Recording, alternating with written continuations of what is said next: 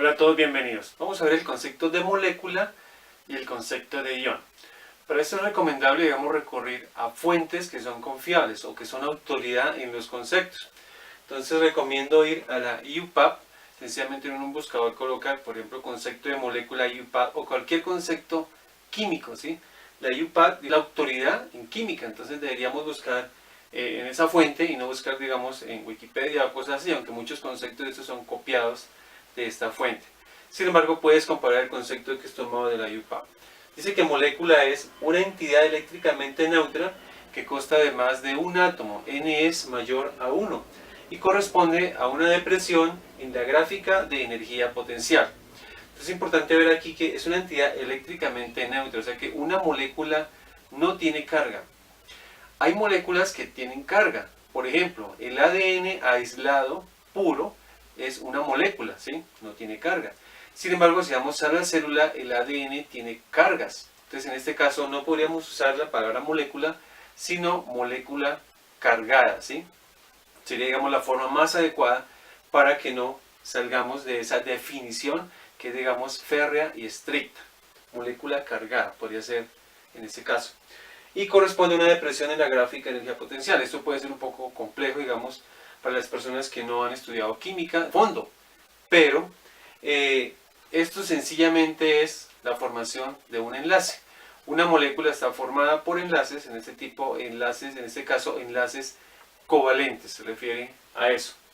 Una molécula no es un compuesto. Por ejemplo, pensamos en hidrógeno y agua. El hidrógeno es una molécula, contiene más de un átomo, ¿sí?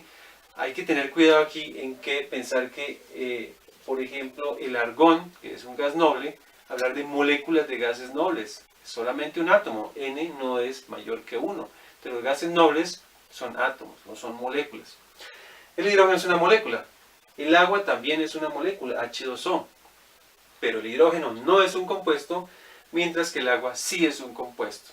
Entonces es importante ver que no siempre una molécula es un compuesto, o un compuesto casi siempre sí es una molécula. Bien, tiene que cumplir que sea eléctricamente neutro. Y en las moléculas tenemos dos tipos de fórmulas. La fórmula química, que nos dice los átomos que conforman la molécula, en qué proporción están. La fórmula estructural sería la otra, la cual nos dice en qué forma están unidos los átomos. La primera, la fórmula química, sería lo que llamamos nosotros la fórmula molecular, que nos dice cuántos átomos hay, mientras que la fórmula estructural nos dice de qué forma están unidos los átomos. Ese es un tema bastante extenso, pintar, las moléculas, hacer una representación tridimensional de las moléculas, lo cual veremos mucho más adelante. Y por otro lado, miremos el concepto de ion.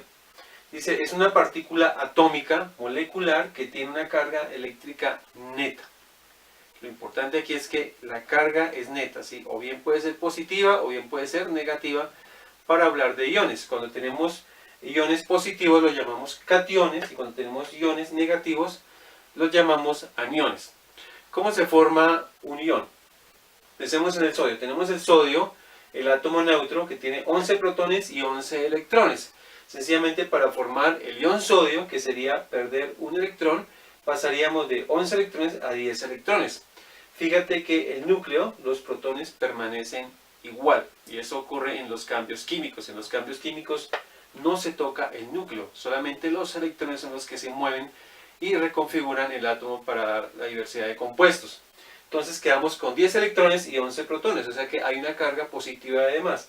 Por eso el sodio es un catión, tiene un protón de más con respecto a los electrones. Y esto representaría sintéticamente, ¿qué pasa? Tenemos sodio y pasamos a sodio más un electrón. Sería el ion sodio o el catión sodio también.